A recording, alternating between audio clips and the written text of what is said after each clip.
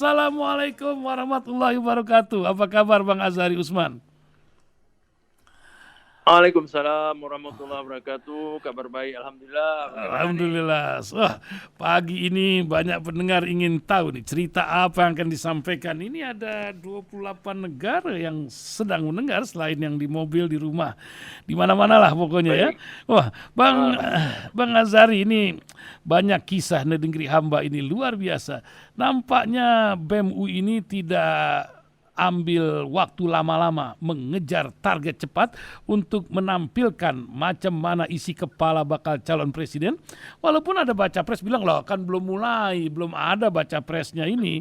Nah ini apa yang akan terjadi kira-kira Bang? Karena ini kan dunia sekarang ini sangat cepat pemberitaannya dan juga kisah-kisah lain tentang partai yang terbelah dalam sikap kampanye di kampus juga. Ini menjadi awal kisah pagi ini. Silakan Bang Azhari Uman dinarasikan tentang ini. Fadal. Baik, ya, assalamualaikum warahmatullahi kepada para pemirsa, pemantau semua ya, Ya pendengar, betul. Rasir. Ya, em, ini soal ya bedah atau bedah baca pres ya kan Ya itu, betul. Yang BEM akan UI. Nah, saya kira BEM UI saya menganggapnya serius. Ya, BEM UI ingin tatap muka dengan para baca pres ini. Paling tidak ada 3 baca pres yang hari ini ada di dalam di dalam polling yang muncul ya, itu Pak Prabowo, Anies dan Ganjar. Nah, yang pertama ditantang itu kan Anies. Oke. Dan Anies jawab singkat aja, ayo kapan gitu. Nah ini kan menarik. Tapi saya bisa paham karena BEM UI harus konsultasi dulu kiri kanan gimana caranya melaksanakan ini di kampus. Nanti harus sowan ke Pak Rektor dulu kan gitu.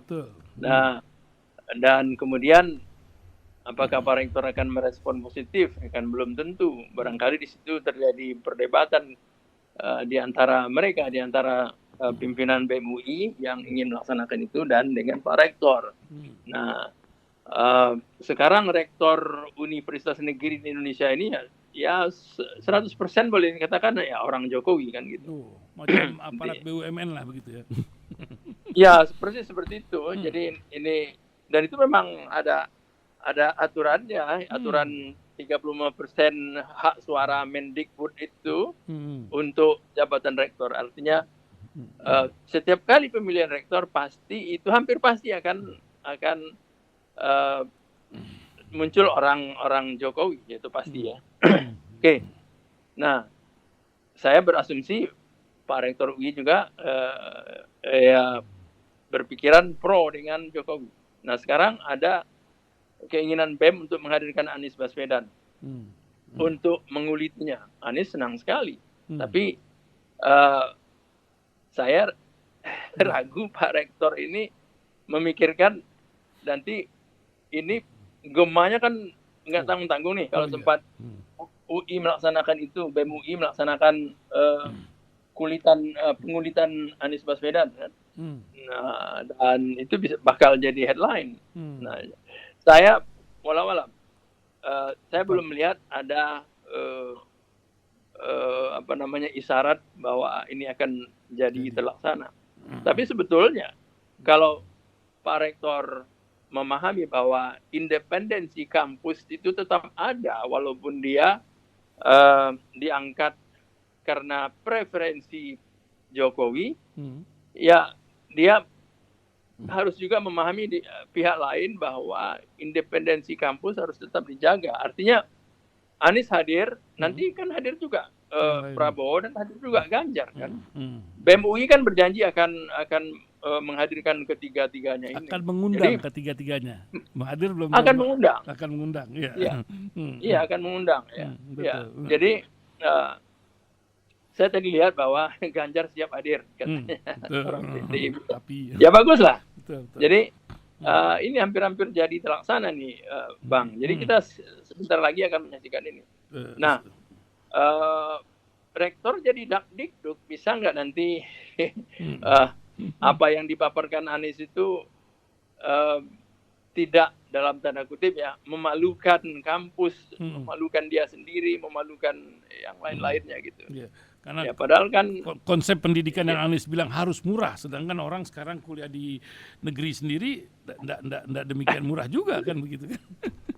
iya, ini sekarang betul itu bahwa eh, negara-negara sekarang ini menjadi negara maju. Pada awalnya mereka memang mati-matian membiayai pendidikan tinggi itu. Apa gunanya? Ini pendidikan tinggi kan dan pabrik untuk menghasilkan orang-orang yang berpikir cerdas, orang-orang yang inovatif, orang-orang yang memiliki kecerdasan dalam penelitian semua bidang, terutama sains. Memang sains sangat perlu menopang industri.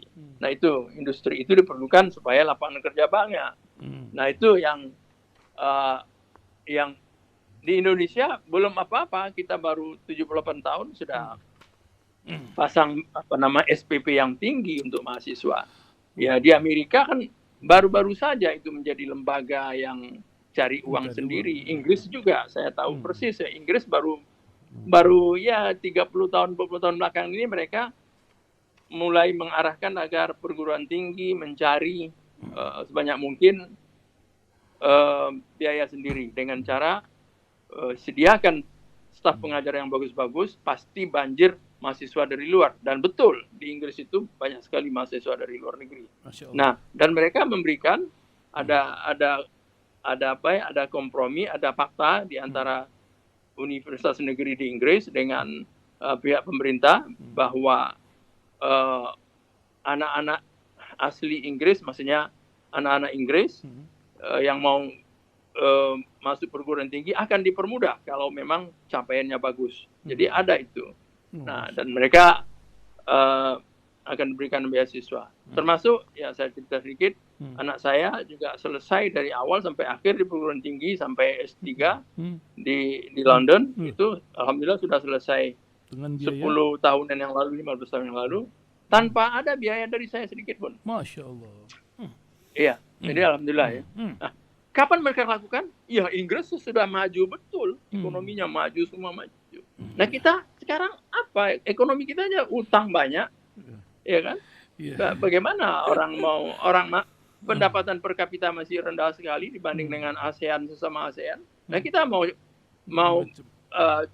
kenakan SPP yang begitu besar. Jadi itu bro yang menjadi masalah. Dan itu pasti akan dibicarakan Anies dan pasti akan disambut dengan tepuk tangan di kampus UI. Soal pendidikan Bang Usman, ini saya tadi baru baca, gila ini Bang, ini masalah pinjol. Di Jakarta aja tuh ada 170 triliun dalam waktu yang tidak jauh dalam setahun ini. Dan uniknya itu yang paling banyak terkena itu adalah guru. Saya nggak ngebayangin mengajar dalam keadaan stres akan pindah kepada anak-anak itu stres. Ini kan sekarang stres itu bukan digedor pintu kita, digedor sosmednya mereka, diberitahu kepada seluruh rekan orang tua, pusing kepala kita. Apa yang terjadi ini negeri? Ada apa dengan pendidikan? Saya barusan ketemu Hilda di ruang sebelah ini, dia di Mesir, dibilang Mesir itu membiayai ribuan orang Indonesia free gratis. Apa yang terjadi dengan dunia pendidikan kita juga kalau kita melihat Jepang? Kaisar melihat 45 guru tersisa ketika bom atom ini menjadi sumber daya untuk meningkatkan bangsa ini. Tapi kok kita berprioritas pada beton-beton yang dibangun, bukan otak yang dibangun. Bagaimana Bang Usman? Jawaban singkatnya adalah bahwa negara ini begitu kaya. Tapi sebagian besar kekayaan itu dicuri. Bukan untuk rakyat, tapi untuk segelintir orang saja. Untuk ya beberapa puluh orang saja, katakan begitu.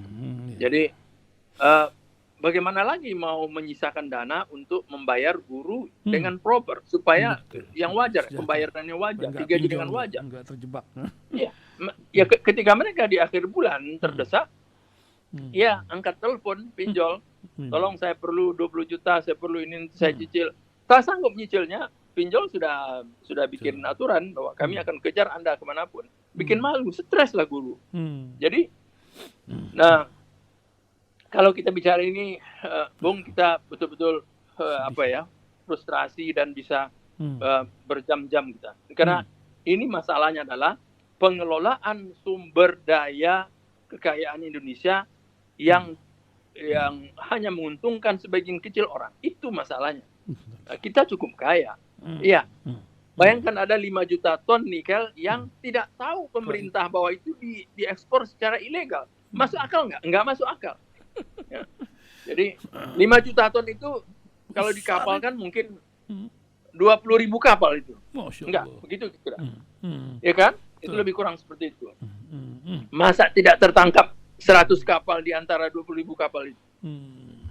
Jadi bagaimana menjawabnya? Enggak bisa. Memang ya ekspor ilegal itu diatur sedemikian rupa, mulus terus di laut, tidak ada gangguan. Nah, dan kita sudah bisa bayangkan bahwa di laut itu ada armada angkatan laut, ada armada penjaga pantai dan sebagainya, ada polisi air, ya, yang kita perkirakan pasti tidak mungkin semuanya lolos, ya, kapal yang menyeludupkan nikel keluar dari Indonesia itu. Jadi kok bisa lolos? Kok bisa 100% lolos? Nah, ini jawabannya ya kita sendirilah. Ya, kalau mau kita jelaskan bisa juga bahwa ya itu terjadi kolusi antara para petugas yang memergoki mereka dengan ya yang pemilik nikel itu. Itu sederhana sekali. Dan ini salah satu contoh kecil saja bahwa begitu banyak yang dicuri dari Indonesia. Nah, kita bicara lagi soal produk atau isi laut Indonesia. Maritim Indonesia ini kandungannya macam-macam. Ya, itu orang IPB paham betul kelautan, ya. Begitu banyaknya. Ikan saja nggak usah macam-macam dulu.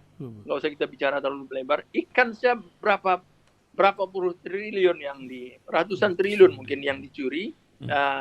Tapi sebagian orang yang berkompetensi dan berwenang untuk menangkap itu tidak menangkap mereka. Nah, kan sederhana. Ketika Susi Pujiastuti menjadi Menteri Kelautan, kan dia bisa tangkap, bisa bakar begitu banyak kapal nelayan. Dan banyak, karena memang dia instruksi dengan serius dan itu jalan. Nah, ya sekarang kan kenapa nggak bisa jalan? Karena ada orang-orang yang berkepentingan untuk membiarkan ikan itu ditangkap karena mereka dapat bagian. Nah, ini. Jadi, balik ke soal ibu guru tadi, nggak bisa lah ibu guru digaji dengan besar sekarang karena nggak punya duit, pemerintah utang banyak dia untuk. Nah, lain lagi penggunaan utang. Kita utang bertimbun-timbun, tapi penggunaannya untuk apa nggak jelas. Nah, untuk membangun infrastruktur. Tapi di lain pihak kita dengar bahwa infrastruktur, ambillah jalan tol sebagai contoh. Itu kan dibangun, ada yang dibangun murni swasta, ada yang dibangun campuran antara BUMN dengan swasta dan sebagainya. Jadi maksud saya intinya, tidak semua pinjaman itu untuk membangun infrastruktur. Nah, bandara sekarang dibangun dengan kerjasama antara swasta, satu ya. Kedua, begitu banyak terjadi jalan tol, ruas-ruas tertentu itu dijual kepada swasta yang dulunya dibangun oleh Jasa Marga atau oleh siapapun itu, ya, BUMN. Kemudian karena mau bayar utang dijual, maksudnya dijual hak ininya. Dan BUMN-nya banyak yang kolaps akibat itu pula gitu. Ya, itu. Jadi kita ini sangat kaya. Saya pernah diskusi. Sebetulnya kita penegak hukum itu. Itu ya Kapolda itu bisa kita gaji 80 juta sebulan. Dia take home pay bersih net dikasih. Ada berapa? 38 Kapolda. Punya duit kok kita untuk bayar dia 80 juta sebulan. Sekarang nih Kapolda dibayar 12 juta gimana? Dia nggak cukup. Ya, memang dia harus diakui. Dengan pangkat 2 bintang di bahunya, 12 juta sebulan nggak cukup lah, bro. Memang ya. Jangankan dia dengan keadaan sekarang ini, ya kita ini pun ya minimal 8 juta habis juga kan? Iya, macam UMR di Turki lah gitu ya, UMR di beberapa negara. Jadi kita gaji supaya tidak korupsi. Kapolsek itu gaji 40 juta, 50 juta. Juru periksa itu gaji 30 juta. Apa salahnya? Bisa digaji. Tapi dilakukan perbaikan sistem yang komprehensif. Misalnya juru periksa supaya bekerja maksimal, ya kadang-kadang di kantor polisi itu kalau ente datang itu kita datang banyak di kantin mereka, kebanyakan di kantin atau nanti kalau di ruang kantornya kebanyakan ngobrol-ngobrol. Itulah keadaannya. Ya mungkin polisi itu terlalu banyak jumlahnya menurut saya, polisi administrasi. Oke lah, kita perlu polisi untuk menjaga Kamtipmas. Di setiap desa ada satu polisi. Tidak apa, fine. Kita bikin setiap desa punya satu polisi. Ya kan? Tidak masalah. Ya, itu. Ya. Nah, tapi ya, ketika menangani perkara, macet, ya lama dan sebagainya, dan gampang disogok kan, gampang dibawa kerjasama, gampang diminta untuk mengatur pasal-pasal yang akan dikenakan kepada saya, umpamanya saya calon terdakwa ini atau calon tersangka, Pak gunakan pasal ini aja deh biar ringan, bisa dilakukan. Itu Pak Mahfud sendiri bilang kan. Betul, yang mengatakan membongkar itu semua. Nah kayak gitu, jadi ada kaitannya, saya akui saya ada kaitannya dengan pendapatan mereka di lembaga itu. Ya, jaksa yang bekerja mungkin dari pagi sampai sore misalnya ketika bertugas, ya ketika akhir bulan dia cuma dapat 8 juta, 9 juta, ya peninglah kepalanya, sementara cicilan banyak. Coba dia digaji ya 40 juta misalnya. Nah, sudah sangat memadai. Jadi saya kira sistem itu harus dirubah. Sanggupkah kita menggaji? Saya tanpa hitung-hitungan saya lihat sanggup kalau dilihat, kan. Kalau kita baca berita-berita korupsi yang terjadi ratusan triliun seenaknya saja hilang begitu ya. Kemudian macam-macam lagi, ada satu orang pegawai pajak bisa kumpulkan uang 500 miliar. Ya gimana itu? Di golongan 3 bisa ambil dari pajak puluhan miliar itu. Jadi ibu dan bapak guru ini lari ke pinjol dan jumlahnya besar sekali. Nggak heran. Itu Pak. Bang, akhir kalam. Jadi kita bincang apa yang Bang Asari Usman ini lihat atas sebuah kejadian sekarang. Sedangkan kita kan 2 bulan lagi ini mau pendaftaran pemilu. Sebuah ikhtiar pada bulan Februari 14 mendatang. Nggak jauh nih, hanya nggak sampai 200 hari lagi kita akan menentukan pemimpin kita. Apakah ini sebuah momentum atau apa? Ingatan Bang Usman untuk pendengar Radio Silaturahim bagaimana? Silakan. Ya kita harus memilih pemimpin yang sudah kita lihat sehari-hari bagaimana dia bisa mengungkapkan gagasan dengan baik dan sudah pernah implementasikan gagasannya dengan baik dan bisa memberikan solusi. Jadi pemimpin orang yang bisa berpikir tentang apa yang dilakukan dan kemudian berpikirnya jauh ke depan, itu namanya visioner.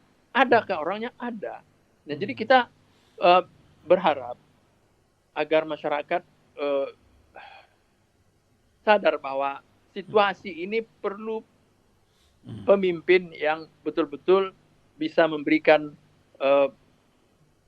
arahan yang betul-betul akan menghapus hal-hal yang selama ini dilakukan secara ilegal, secara di belakang layar oleh para penguasa. Dan ini korupsi, itu kan korupsi, kemudian mafia, segala jenis mafia hukum, mafia kasus, mafia tanah, mafia minyak goreng dan sebagainya. Ini kan memang seperti dibiarkan. Jadi kita harus memutus ini. Jangan diberikan kesempatan untuk menyambung cara-cara yang dilakukan oleh rezim sekarang ini. Nah, kan kita tahu nih, mereka berusaha untuk melanjutkan apa-apa yang mereka lakukan sekarang ini. Nah, setidaknya melalui dua figur yang mereka anggap akan mewakili mereka. Nah, ini harus kita usahakan agar tidak terjadi. Tapi ya saya sadar juga bahwa sekarang ini luar biasa mengerikan apa yang sedang dilakukan ya. Jadi ada satu orang baca pres yang dianggap kompeten, berintegritas, berkapabilitas, dan lurus misalnya, ya, jujur, ingin menegakkan keadilan dan tidak punya masalah. Nah, ini dihalang-halangi. Jadi ya kita masih bisa mudah-mudahan menempuh cara-cara yang baik ya. Tapi kalau akhirnya cara-cara culas, licik ini ditunjukkan oleh para penguasa yang ingin melanjutkan status quo, yang ingin melanjutkan kejahatan-kejahatan yang mereka lakukan hari ini, ya saya kira rakyat dan simpul-simpul pemimpin rakyat hendaklah bangkit melawan itu. Masya Allah, luar biasa. Mudah-mudahan ini menjadi pencerahan buat para pendengar di berbagai tempat ini, Bang Usman. Baik. Terima kasih pencerahannya di pagi hari ini. Sampai bertemu lagi kesempatan yang lain, Bang. Kami tunggu selalu tulisannya. Assalamualaikum warahmatullahi wabarakatuh. Waalaikumsalam warahmatullahi wabarakatuh.